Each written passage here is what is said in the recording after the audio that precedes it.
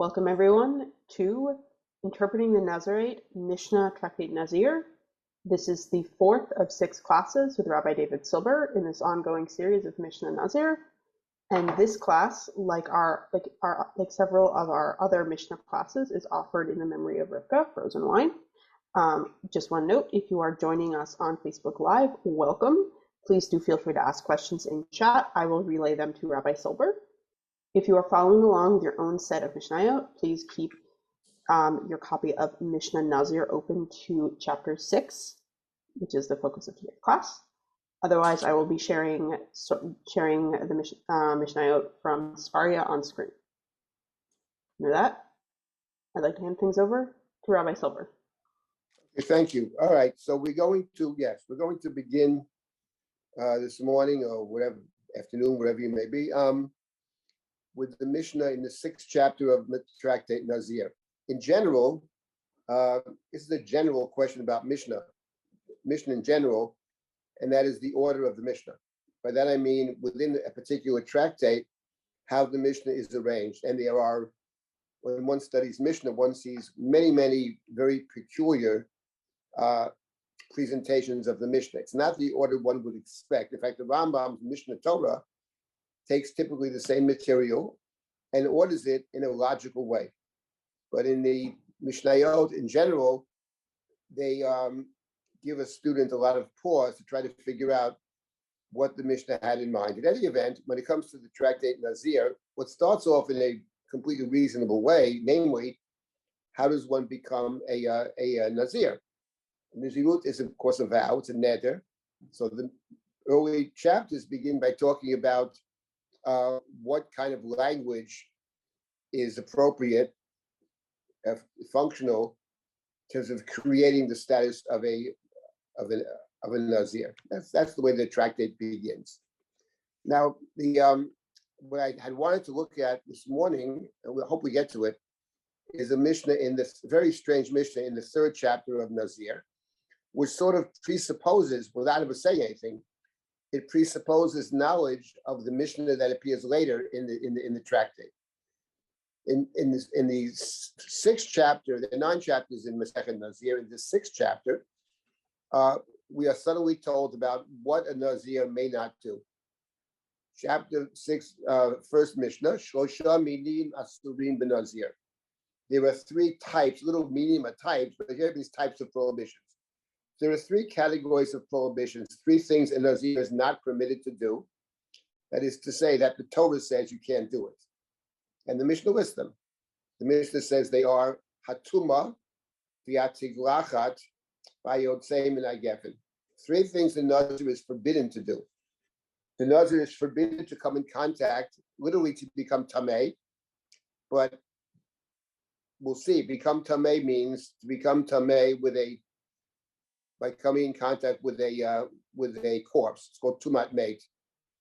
The Nazir is forbidden to make oneself tamei, to make the Nazir tamei, tumat meit. That's number 1. Number 2, tiglachat.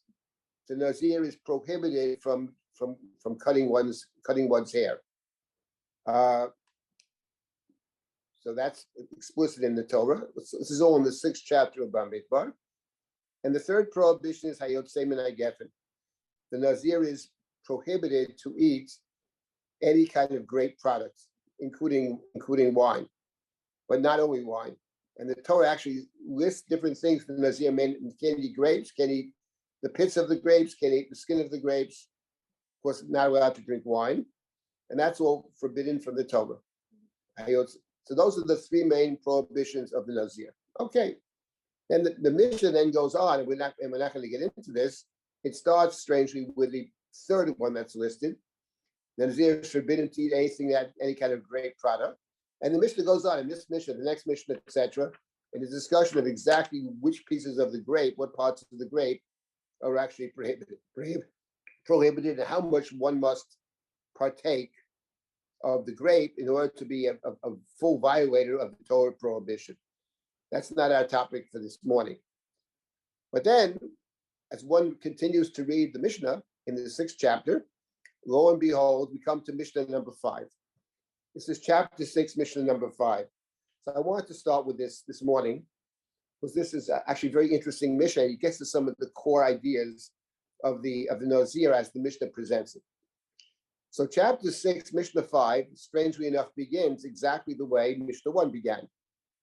That's not so common. Shlosha minim asurin benazir. Hatuma v'hatiglachat v'yotzei min hagef. And it's exactly the language of Mishnah number 1. So Mishnah number 5 repeats it. Okay. But now, what's interesting is that the Mishnah discusses the question about the relative gravity of these three prohibitions. There are three separate prohibitions. The Mishnah never makes an attempt to explain what they're actually about, not in any direct way. It tells you this is what a Nazir is not permitted to do. But now the Mishnah continues, Chomer b'tuma u'v'tiglachat mibayotze min hagefen. So the Mishnah says that the prohibition of coming into contact with the dead, making oneself tamei, chomer, is more severe than the prohibitions of cutting one's hair or eating or drinking a grape product. How so? So the Mishnah says, in other words, I'm sorry, becoming tamei and cutting one's hair are more strict, more stringent than the grape product. Grape product is less stringent than the other two. How so? So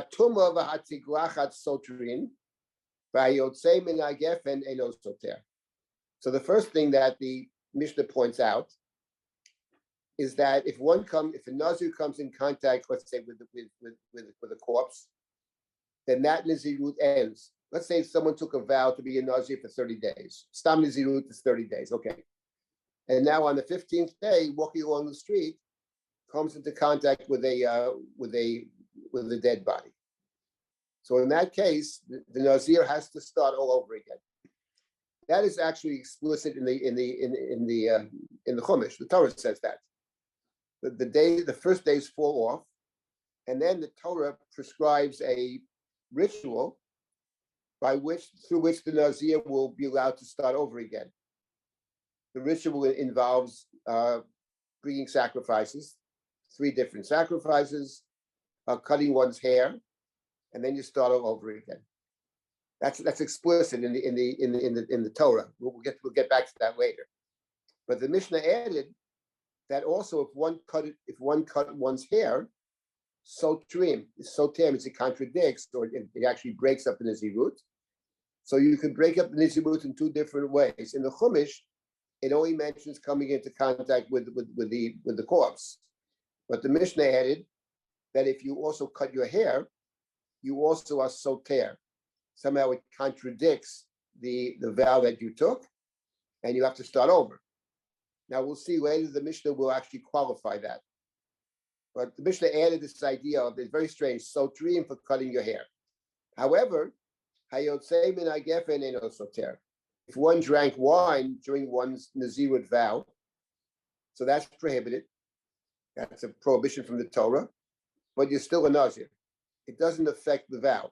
If you took a vow to be a Nazir for whatever, 30 days or whatever, and you drank wine on day number 10, you're still a Nazir. You have violated the Nazirut. It's considered a lo taseh, it's a lav. It's prohibited from the Torah, but it doesn't affect the actual vow. You continue along, even though you violated it. Nonetheless, the vow still obtains. But in the case of Tumah, in the case of Tiglachat, there the Mishnah says that contradicts. Sounds like you have to start over again, although we will qualify this. Again, starting over again in the case of Tumah, it's explicit in the Torah. And in fact, in the Torah, in chapter 6, the example the Torah gives is Kiyamut meita lov befeta pitom. If a Nazir came into contact with someone who died suddenly. So in other words, it's not a matter of peta pitom sounds like it's not your fault. Maybe walking in the street and what do you know? There's a corpse or someone dies in your presence. Under those circumstances, it's not your fault. You did nothing wrong. It's an ones. It's called this. It's not, you're not guilty of anything, but the Nazirite vow has to start all over again. It's not a question of fault. And presumably the same thing is true of cutting the hair. It's not a matter of fault. That's the first thing the Mishnah says. The three prohibitions, but two of them are more stringent than the third. Okay. Now the Mishnah continues. Chomer biyotze mina gefen mi betuma uvatiglachat. Shayotze mina gefen lo hutar michlalo. Viatuma viatiglachat hutru michlalan. This is a very interesting concept. These concepts that we have in the Mishnah, by the way, they appear throughout the Talmud. This is just the Mishnah. The Gemara has these concepts all the time, but the Mishnah is the basis of the Talmud. It's the most central. It's the most central thing that we have in terms of the oral tradition. That's why it's so centrally important to study Mishnah. So the Mishnah says that the wine, prohibition of wine, has the severity the others do not have, and that is the following. It's always forbidden for the Nazir to partake of grape products. There is no circumstance under which the Nazir is permitted to partake of grape products. The Mishnah does not mean if it's a matter of life or death, that if a Nazir is very ill, and the only medicine that can keep the Nazir alive is a grape product, then of course that's another story. But we're not talking about that kind of case. But in general, there is no situation, no case where the Nazir is permitted to partake of grape products. But that's not true of the other two prohibitions of becoming tamei or cutting one's hair. There are situations, says the Mishnah, where the Nazir is permitted to do that. Hutar michlalo. Hutar, there's a permissibility within the general rule of prohibition. There is a permissibility, and the Mishnah tells us what the permissible case would be in each of these two cases. The Mishnah says, what is the case where it's hutar michlalo?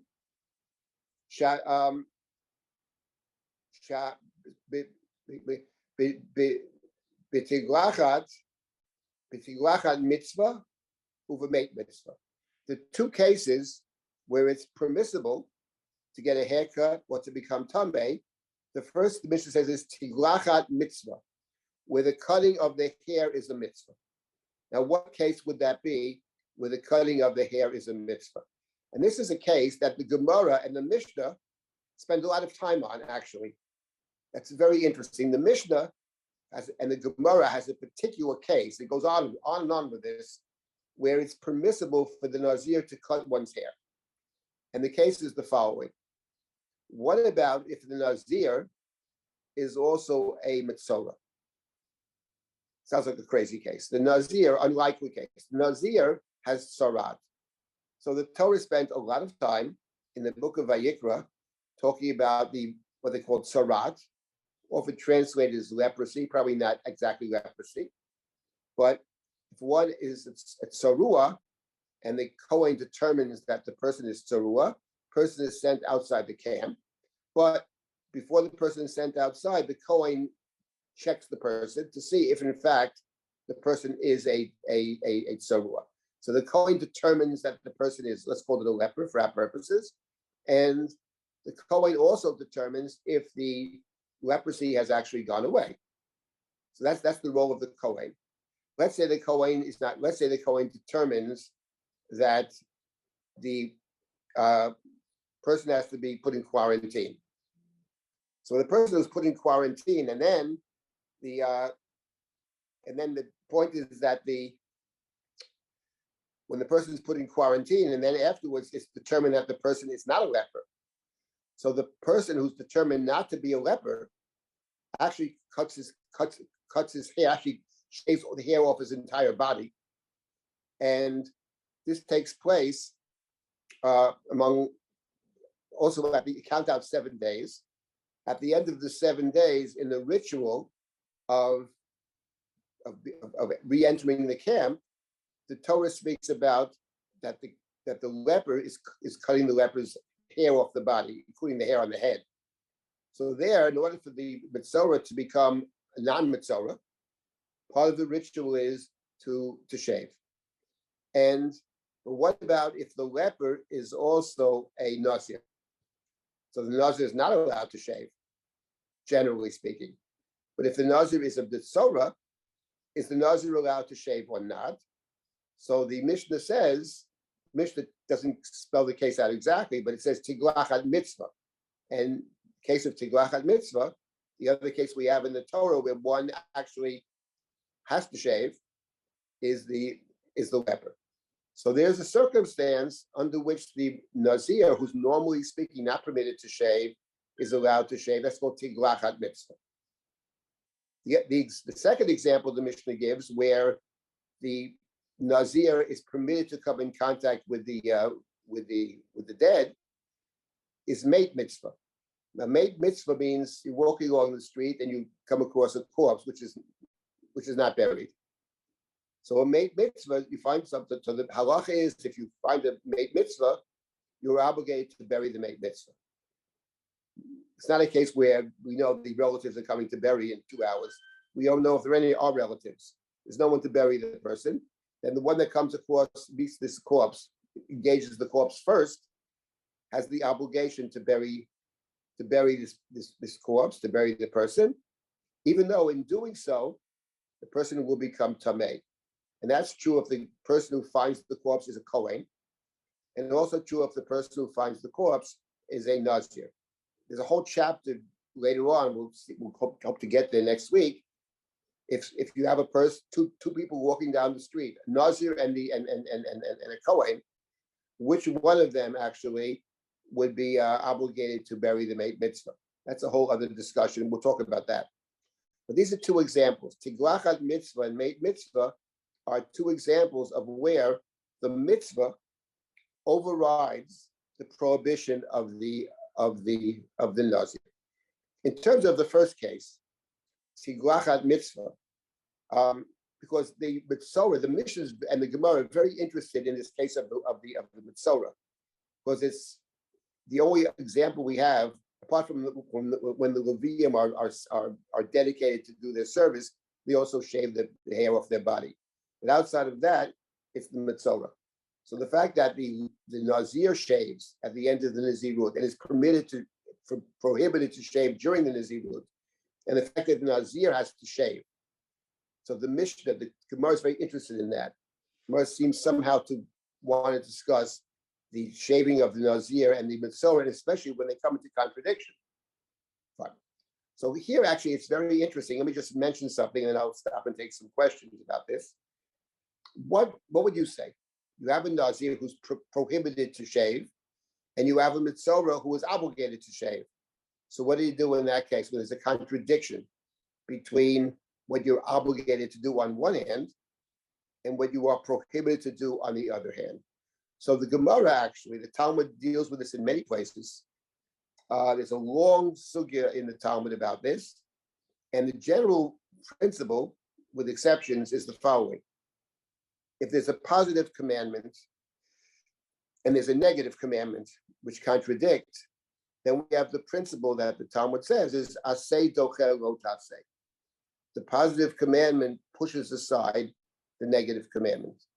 Asay docher lo taseh. That's the general rule. Now, there are exceptions to the rule. And when it comes to the Nazir and the Mitzorah, there's a very, very interesting dispute between the Rambam and the Rambam's main protagonist, who's the Rabbi, Avram ben David, who wrote his critique of the Rambam in the Mishnah Torah. And they have a dispute as to why it's true that if the Nazir is also a Mitzorah, that the Nazir is permitted to shave. Maybe we'll get to that later on. But the concept is an important concept. Asay docher lo taseh. That's the concept. With many, there's a whole world about this. Leave it out for now. In short, so the Mishnah says that when it comes to the prohibition of shaving and tumah, there are exceptions to the rule. It's called hutar michlalo. But when it comes to the wine prohibition, the grape prohibition, there is no such exception. So that's the wine is in a certain sense more severe. Okay, let's just read another couple of lines here, and then I'll stop and take comments and questions. So the Mishnah continues, Chomer b'tumah mi b'tiglachat. Says the Mishnah, but the prohibition of tumah is more severe than the prohibition of cutting one's hair. Even though we said earlier, earlier in the Mishnah, we said they're similar. Both of them contradict or undo the Nazirite vow. But now the Mishnah says that's not exactly true. They're not exactly the same. Sha'atuma soteret et hakol. V'chayavin oleh karba. V'tiglachat eina soteret. Ela shloshim yom v'yein chayavim oleh karba. Okay, so this is what the Mishnah says, and I'll stop and take any comments or questions. The Torah says, it's actually explicit in the Torah, that if a Nazir became tameh, when I say became tameh, remember, we're talking about a particular kind of tumah. There are a lot of different tumot, but one of them is tumat mate, coming into contact, either touching a corpse, or being in the same room as a corpse, or carrying a corpse. Those are three different ways in which the person can become tameh. So if that happens, says the Torah, even if it happened by accident or just by chance or whatever, then it says the first days fall. In other words, someone took a Nazir for 100. I'm a Nazir for 100 days, and on day 90, unfortunately, I was in this place where I came into contact with a corpse. Then the Torah says, first of all, I have to start over again, start from day one. The 90 days fall off. On top of that, I can't restart the 90 days, the 100 days rather. I can't restart my vow of 100 days until I first bring sacrifices and I cut my hair. Three sacrifices. Those are called the sacrifices of the Nazir Tameh. That's what the Torah said. The Torah never spoke about cutting one's hair, that cutting your hair contradicts the vow, but the Mishnah does. But the Mishnah assumes it's a different concept, namely that the Nazir has to have a hair growth of 30 days. So if the Nazir cut the Nazir's, if something happened to the Nazir's hair, his hair was cut, then the Nazir would have to be a Nazir for at least another 30 days. So let's say in the case I gave, took a 100-day vow, on day 90, my hair was cut. I would have to be a Nazir for another 30 days. So it's 120 days. But the first days count. The 90 days count, but I need an additional 30 days. In addition to that, if I became tameh, I have to restart everything. And in order to restart everything, I bring three sacrifices. The Nazir brings three sacrifices if the Nazir became tameh, and the Nazir brings three sacrifices if the Nazir completes the vow. They're not the same sacrifices. Maybe we'll talk about that, hopefully. But in any event, so when we say that the cutting of the hair is soter, contradicts or undoes the vow, that's not actually true, says the Mishnah. It doesn't actually undo the vow. It's just that you need another 30 days because you need the growth of hair of 30 days. It is interesting, though, that the Mishnah earlier used the term soter. So you can question whether it's actually just you need 30-day growth, or in some sense, some aspect of the vow has been negated. Anyway, that is the Mishnah. So to summarize what we have over here, the Mishnah in chapter 6 of all places tells us what the three prohibitions of the Nazir are. And then, and this is not very common in the Mishnah, in the Gemara, this appears many times, this kind of thinking, but the Mishnah is evaluating the relative strength of these different prohibitions, which of course for the student, for us, raises the question, if someone asks, what is the core? We have these three prohibitions, but what is the core prohibition that the Nazir has? So that maybe beneath the surface, the Mishnah is raising that question, but it puts it in very strict halachic terms. What actually undoes the vow, under what conditions the vow can be violated, etc. Okay, let me stop at this point and take comments or questions, and then we'll go back to the third chapter. This is Michael Platzer. I just wanted to know what is the reason for the leniency with regard to drinking wine or drinking grape products? It seems to be more. there actually is no leniency when it comes to drinking. But The I Mishnah thought says that, that the grape products never have a leniency. They have a leniency. I mean, there'll be a leniency which applies to everything in the Torah, such as if someone's life is in danger or something like that. But the Mishnah is not talking about that because that's not specific to the Nazir. But the leniencies are only for the other two. If one came in contact with a corpse, you can become tamei to bury the corpse, or if cutting hair, if you are a leper and you have to cut your hair as part of the purification process, that's the leniency. Then we permit you to do that, even though in cutting the hair you're violating the vow. But when it comes to the grape products, says the Mishnah, there is no leniency. The grape products in this respect are more stringent than the other two. It has a stringency the others don't have. That's what the Mishnah says. but didn't you say that if you drank wine or grape product, you could continue your Nazir time? That's true. That is true. Isn't that a leniency The grape products do not. It's a leniency in the sense that they don't violate the vow. In other words, drinking wine doesn't undo the vow. You took a 30-day vow. You are a Nazir for 30 days. Okay. You violated it at some point. You didn't keep it. Okay.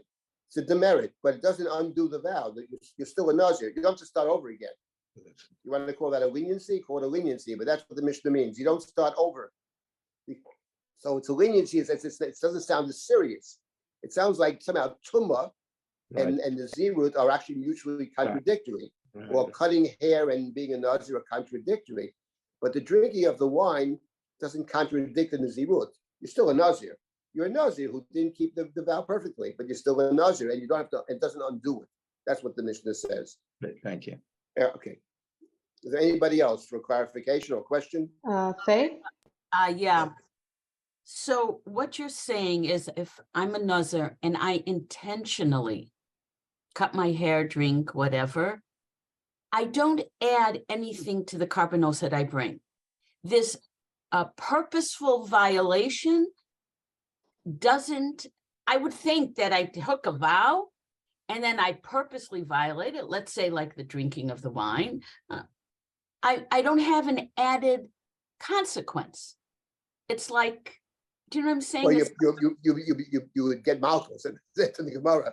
You get lashes for doing it. It's a consequence. You're punished. It's allowed. Whether we actually carry that out or not, another. But the point is, you have violated a Torah prohibition.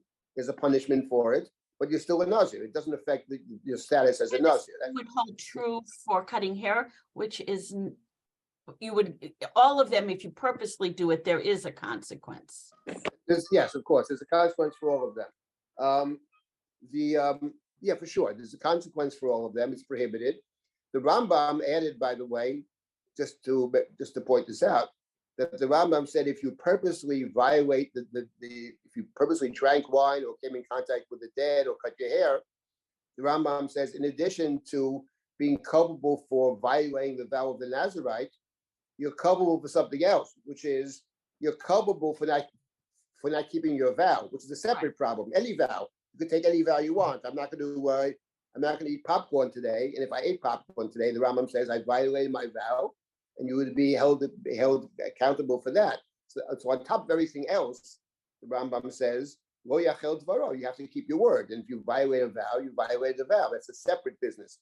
That's not specific to Nazir, but it is true of a Nazir as well. The Rambam says. Okay.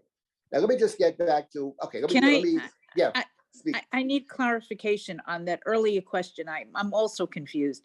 If the vow is not to drink wine, why is it that there is such stress on if you come with a dead body or if you cut your hair, but the wine they're like, all right, we give you a pass if it's just as strong? That's a very good question. Like what it sounds like from the Mishnah is that somehow being tamei and being a Nazir are mutually exclusive. When it comes to the cutting of the hair, as I mentioned, it's not so much that the cutting of the hair and the Nazirite vow are mutually exclusive. It's that the Torah says, Gadel pera sarosho, the Nazir needs to have long hair. So if you cut your hair and there's only 2 days left to the vow, when you complete the vow, you don't have long hair. So you have to have 30 days. But when it comes to Tumah, that's where it sounds like from the Mishnah that Tumah and Nazirut are mutually exclusive. And since you asked the question, I want to just make the following observation. It's an observation that actually Jacob Milgram, a professor at HUC, he was, for whatever reason, I have no idea why, he had a particular interest in the book of Vayikra. He wrote a commentary in the book of Vayikra. It's more than 2,000 pages long. And he also wrote a commentary on the book of Bamidbar, which is also very long. And he focuses there as well on the rules of Tumah and Tara. One of the things he says, which is very interesting, is the following. He says that when you look at the Bible, when you look at the Torah, two words are actually the two words are actually opposites. That the opposite of the word Tumah in the Chumash isn't so much Tara, it's actually Kedusha. Tumah and Kedusha, he says, are mutually exclusive, and they're actually very similar, because what he points out is that both Kedusha, at least we have to demonstrate this, but Kedusha is something which actually can be transferred on.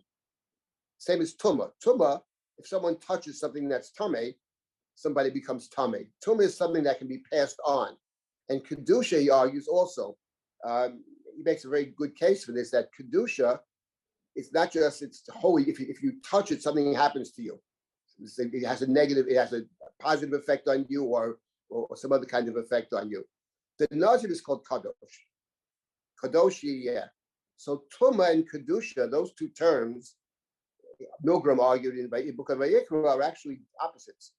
So that would actually make total sense in terms of the Mishnah, in terms of what the Chumash says. When if the Nazir became Tameh, even if it wasn't the Nazir's fault, Peta Pitom, it's not the fault of the Nazir, but that would be in direct violation, contradiction, as opposed to the others. There's a mitzvah not to drink wine, there's a prohibition to drink wine. Okay, you did it, but the vow was still intact. That's the point. I would add, by the way, just as a small detail, that I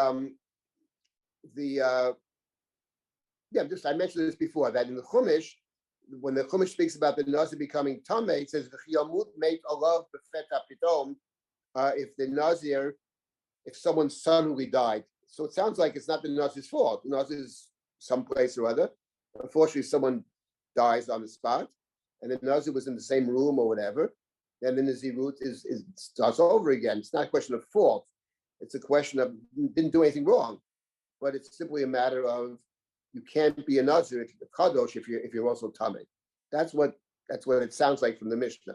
It was true the Mishnah doesn't spell it out for us, but the Mishnah rarely spells things out for us, and that the trick is to figure out. The Mishnah is basically more or less a code, but it makes all kinds of assumptions, and it also makes all kinds of assumptions about the Chumash. It is, in a certain sense, even though it often doesn't quote verses from the Bible, from the Torah, it's actually interpreting.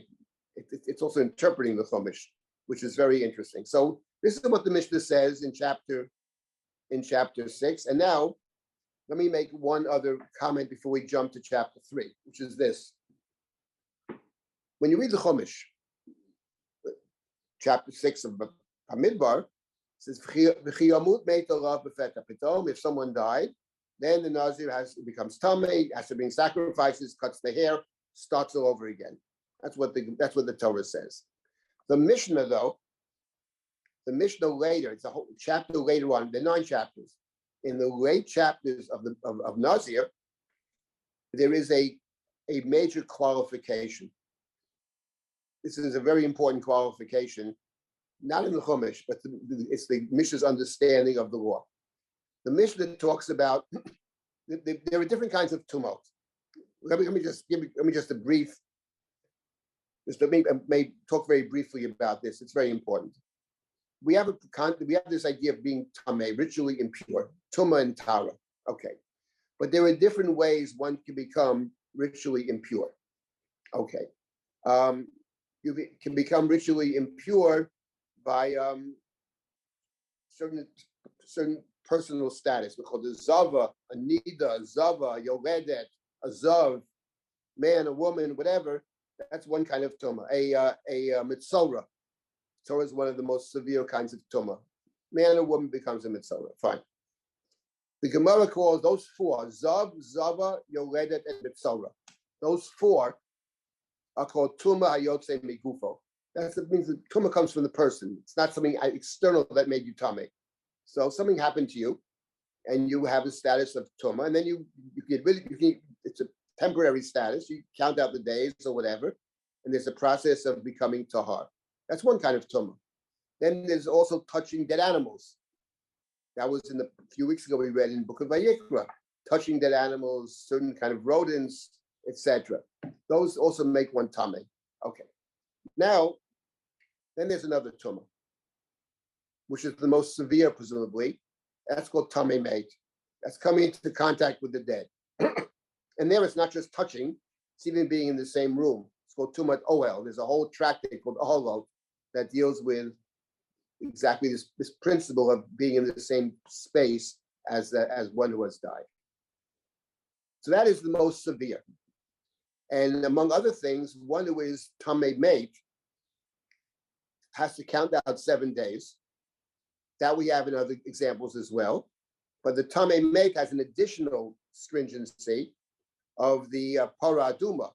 That is, on the 3rd and 7th day of the tumah, it's called the mechatat. The ashes of the para aduma combined with the water are sprinkled upon the tamei meit. So it's not just going to the mikveh at the end of 7 days, but there's also this business of what's called mechatat. Okay, so tamei meit is by far the most severe tumah. One who comes in contact with the dead is also a serious high level of tumah. I can't get into all the different levels. There's a whole world about this. Now, what's very curious is, by the way, just as a small aside, that in the book of Vayikra, which talks about the tumah, the tzarat, the yoledet, the zav, the nida, the whatever, what's curious is that there's no explicit mention of one who actually comes in contact with a corpse. The closest we get to it is the story of Nadav and Avihu, but the Torah doesn't say the tamei over there. Torah says the show must go on, Aaron must continue to work, his kids could, but it doesn't talk about tamei meit. Tamei meit comes up not in the book of Vayikra at all, actually, but it comes up on 3 separate occasions in the book of Bamidbar. And the first time it ever comes up is in the case of the Nazir. Then the Nazirut is actually undone, and you have to start over again. So fine. Now, that's what it says in the Torah, and it's mentioned in the Para Adumas in chapter 19 of Bamidbar, and then later in the War of Midian, it also talks about requiring a process of purification. 3 times in the book of Bamidbar. Also Pesach Sheni. Yes, Pesach Sheni too. But there it's Adachu Tmeim Nefesh Adam. It could be so that, yes, it is seen that way, right? That is true. Pesach, there says Tmeim Nefesh Adam. You're right about that. That is also presumably a tamei meit. That'd be the 4th example. Never appears in Vayikra, though. It's very striking. It doesn't appear there. Now, the Mishnah later on in Tractate Nazir has one major qualification. And that is that the only time that the Nazir contradicts, it is prohibited to become tamei meit. It's prohibited for the Nazir to go to the cemetery, etc. That's prohibited. But, says the Mishnah, that doesn't mean that the Nazir starts all over again necessarily. The only time the Nazir starts over again is a certain kind of tamei meit, not a regular tamei meit, but only what's called, what they have a concept, Tumah Sha Nazir Megaleach Harav, which, and the Mishnah spells out in great detail under what circumstances you have to start over again if you're a Nazir, and that is to come in contact with, I would say, the actual person who's died. In other words, and there's a whole graphic description, goes Mishnah after Mishnah, what actually would be considered that you've come in contact with the person. The Rambam called it Atzmo Shel Meit. So for example, let's say you went to a cemetery and you touched the grave. That makes you a tamei meit. If you touch the kever imparts the tumah. But But under those circumstances, according to the Mishnah, it's prohibited to do it, not allowed to do it. But if you did it, you wouldn't, it doesn't contradict the vow. You're still a Nazir. You have to count out 7 days. Those 7 days won't count towards the count to the vow, but it doesn't contradict. I mentioned that because this is a segue to the Mishnah in the 3rd chapter, which presumes all this, even though the rules are found in chapter 6 and later chapter 8 and 9. That's the way the Mishnah works. So that's a very, very important point. So there are 3 prohibitions. You're guilty if you do it, but in terms of undoing the vow, actually undoing it, there's only one case where you really undo it, which is if you became Tamei Mate, but not any Tamei Mate. Tamei Mate in actually contact with the person or parts of the person. The Mishnah has a whole discussion later on.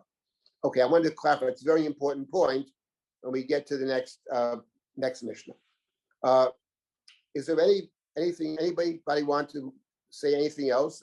There is one other detail I did want to mention in relationship to what I mentioned earlier. The Mishnah says here that, let's say, for example, a tiglachat mitzvah.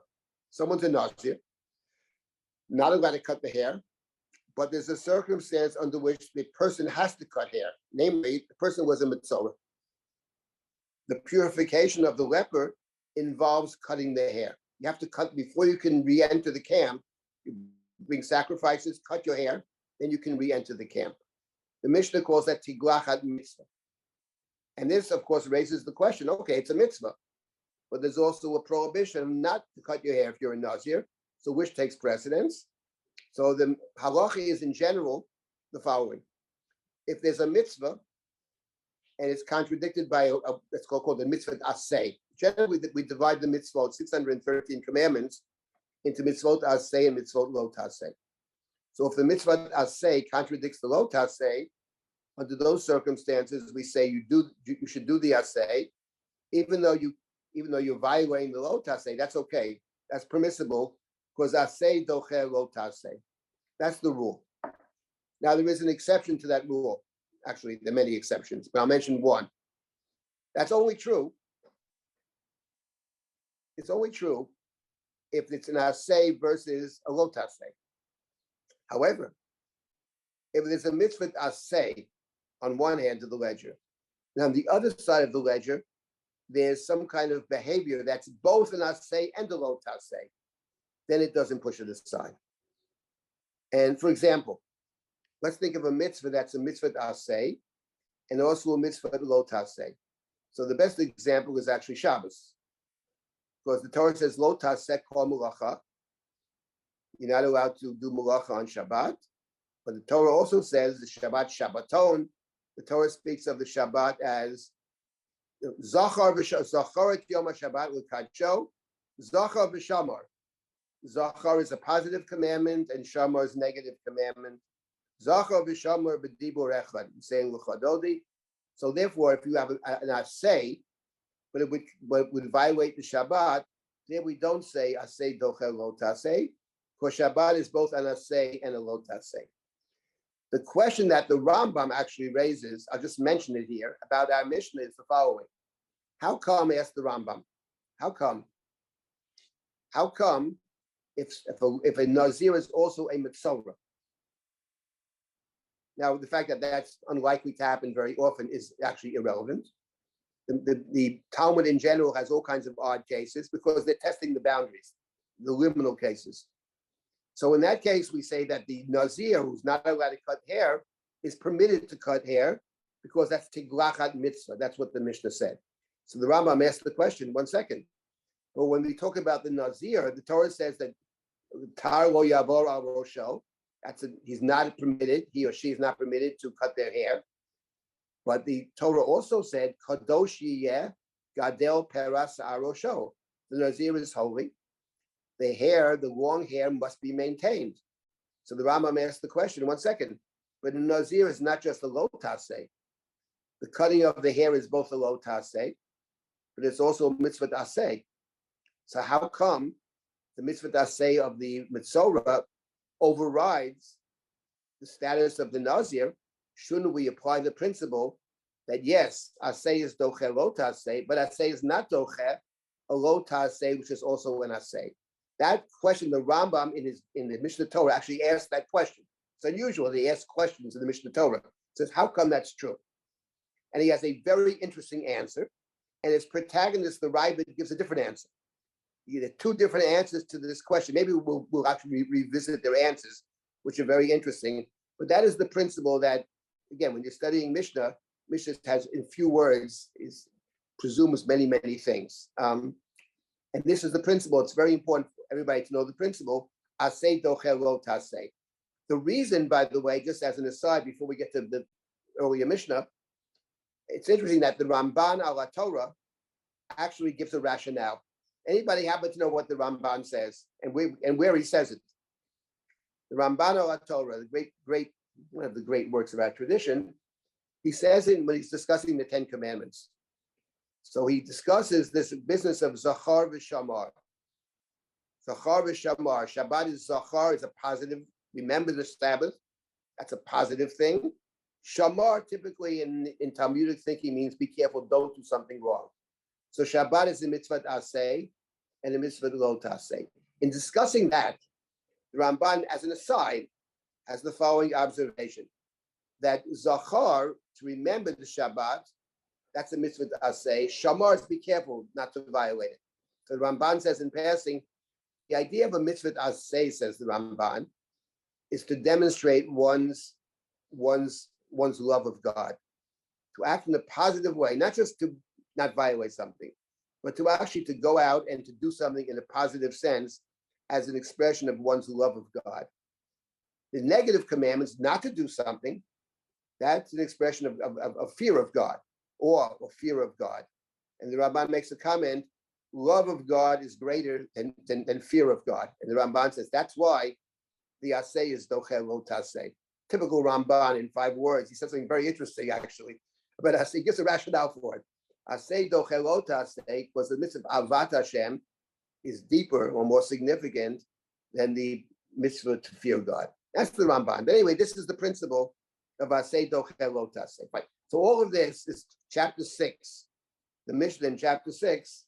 And now we can get back to the Mishnah I had planned to do this morning, when I realized it makes more sense to start with chapter 6, which actually tells you what the Nazir is not permitted to do.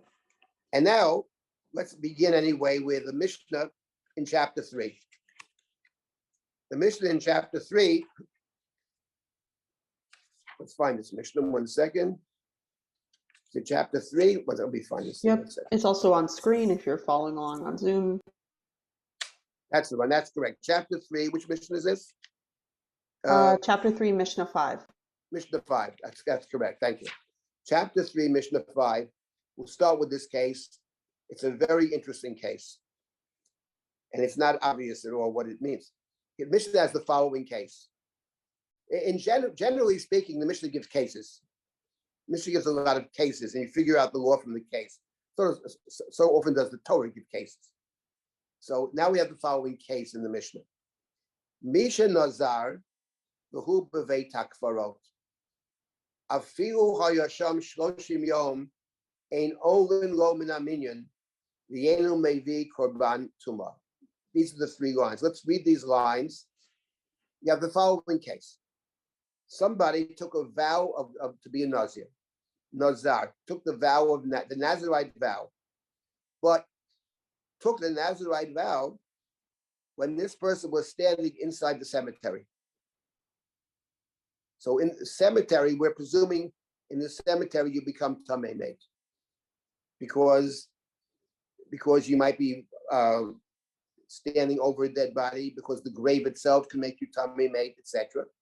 So then the kever, the grave, imparts tumat mate.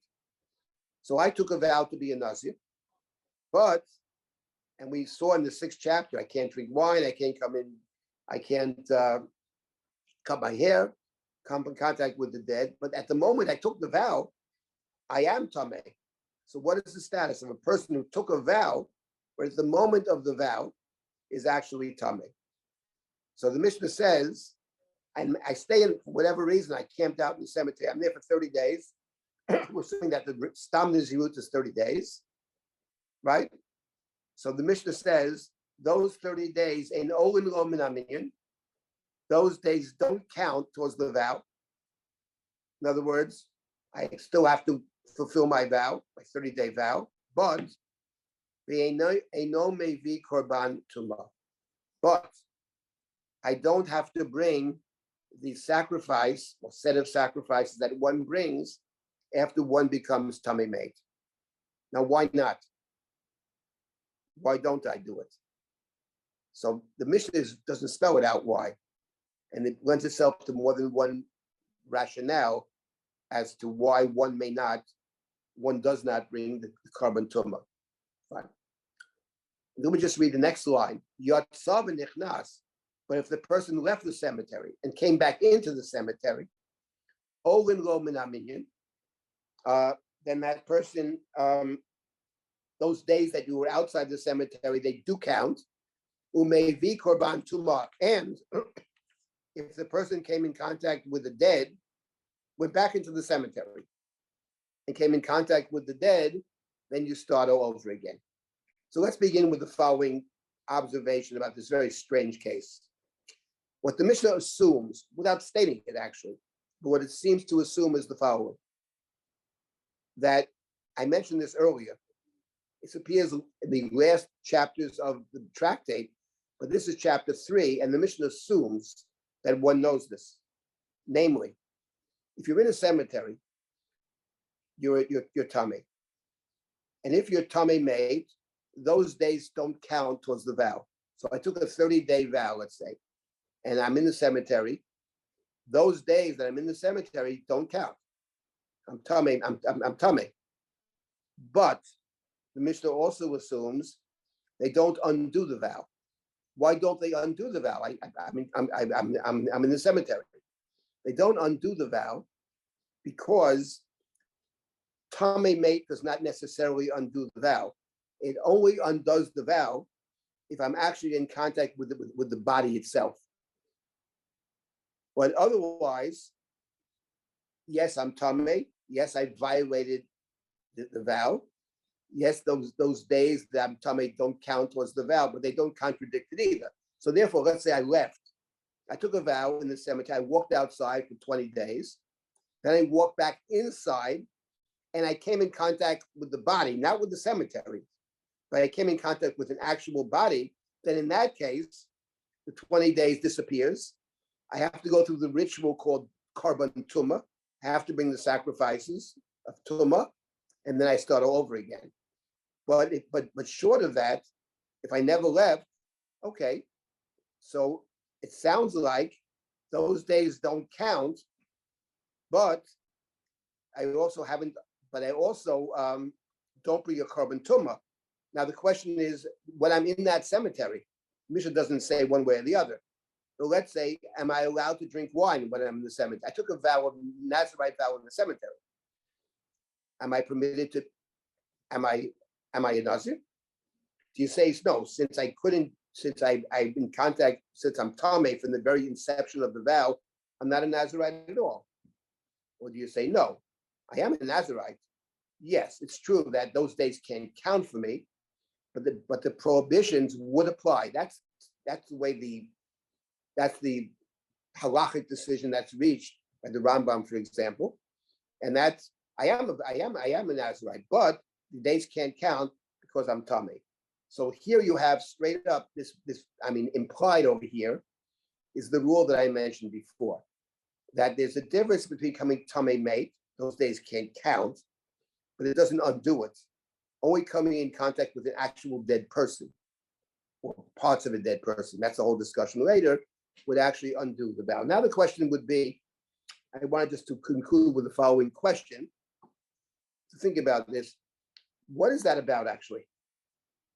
In other words, it's a matter of interpretation. When you read the Chumash, you wouldn't think that's the case.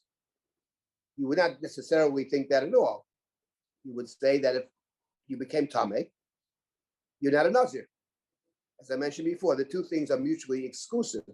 But the Mishnah actually, and at some length later on, is going for whatever reason in a very different direction. That typically becoming Tameh does not in fact undo undo the vow. Of course, and all other tumah does not undo the vow either. Being a mitzorah doesn't undo the vow. Just those days can't count. Now, cutting the hair of the mitzorah, that's the question. That doesn't undo it either. But you would have to wait 30 days, presumably. But you're permitted to do it. We know that cutting hair, you have to wait 30 days. You have to have 30-day growth of hair before you end your vow. So therefore, it's actually an interesting question. These are questions that the Mishnah doesn't ever raise directly. But what is going on here? Why is it that the Mishnah chooses to interpret that only under very set of narrow circumstances is the Nazirite vow undone, but tumah per se doesn't undo the vow?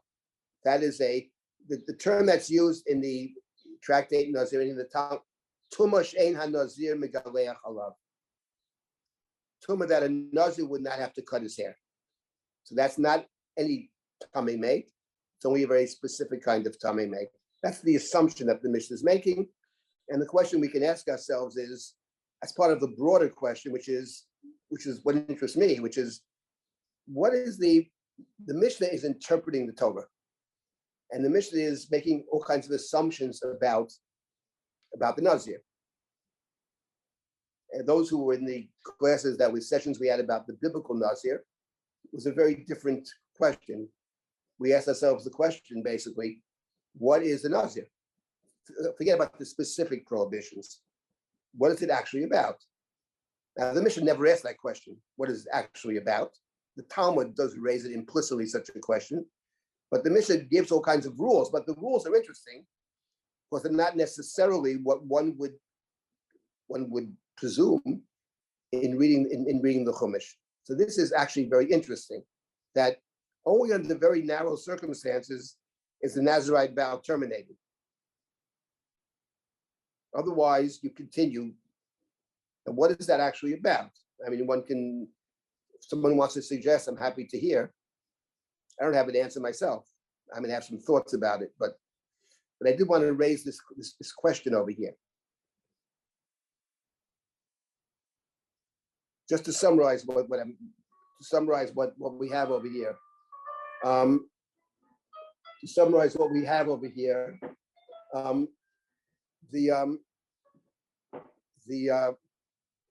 The Mishnah here in chapter 3 presumes, of course, that we know all about the rules of the Nazir, which is only stated in chapter 6. Okay. And on top of that, we have another very interesting assumption, which is stated in chapter 8 and 9, that the only time that you have to undo the Nazirite vow is not what the Chumash seems to say, but rather it's when you actually come into contact with the dead. Okay. Let me just finish this Mishnah. Maybe next week we'll ponder this question over here as to what the Mishnah might be suggesting about the Nazir. The Mishnah, just to complete the Mishnah, Rabbi Eliezer Omer, Lo bo bayom, shenemar hayomim arishonim yiplu, achliyu yilo yomim rishonim. Rabbi Eliezer has a different opinion, and I'll conclude with this. Rabbi Eliezer says a different business. When do we say that you start over again? So Rabbi Eliezer has a disagreement with the unnamed Mishnah, called it the Tana Kama, it's called. The first Tana, the unnamed Tana. There's no name given. Maybe presume it's the consensus of the rabbis, etc. But the Mishnah often includes more than one opinion. It's a funny kind of code in that respect. Rabbi Eliezer says when you say that the person who walked out of the cemetery, that person started the Nazirite vow and then came back in, and then came in contact with an actual dead, that start all over again. Rabbi Eliezer has a detail. He says that's only true if you were outside for either 1 or 2 days. It's not clear, 1 or 2. But if you went out for 1 day and you came back in, you don't have to, it doesn't undo the vow. It only undoes the vow if the vow actually begins in some real way. So let's say 2 days. Then you already started your count. Then it undoes it. But if it's only on the first day, then those days, then that 1 day or maybe 2 days do not disappear. It's a small detail argument. It's a detail argument, But once again, you see that it's again a limitation upon under what circumstances the Nazirite vow is undone. So I think it's fair to say that in this Mishnah, Rabbi Eliezer is explicit about it, and even the Tanna Kama and more broadly the Mishnah in general limits the case that the Nazir has to start over again. You took a vow, you finish your vow, that's the end of it. Only under very specific, narrow circumstances would the vow be undone. And the Mishnah added that when it comes to drinking wine, it's never undone. When it comes to cutting hair, it's 30 days. But otherwise, you take a vow, you complete the vow. So maybe next week we'll start with this Mishnah. Then I did want to get to, we have 2 more weeks. I wanted to get to the question that was raised earlier about the status of the Nazir, which is the Nazir and kind of Kohen Gadol. That's a whole chapter later on in Nazir. I want to talk about that. And maybe to come back to this business, which preoccupies the Mishnah with the idea of the mitzvah. The Mishnah is very interested, and the Gemara goes great lengths about the leper. The Nazir was also a mitzvah, and because they're picking up on something, because both the leper and the Nazir have to cut their hair as part of some kind of purification process or process of re-entry. So maybe we'll talk about that as well. These are 2 things I want to talk about. We only have 2 weeks, but next week we'll start with this Mishnah. Okay, I wanted to start with this. Add to the list to talk about is conceptually,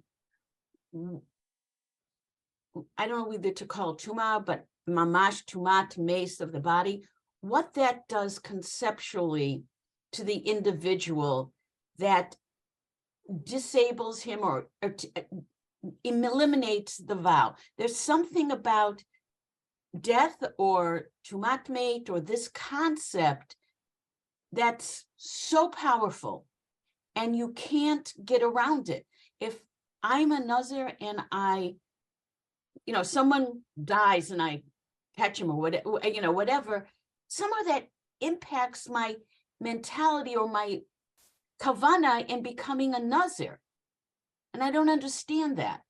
We'll talk about it next week. I'm not sure I have any good answers to that, but yeah, we could certainly, it's certainly the case. I mean, today you saw it very clearly that it's dafka the mate somehow. It's dafka tumat mate, and no other tuma either. Even mitzora, very severe. They don't affect the Nazir. Only death affects the Nazirite vow.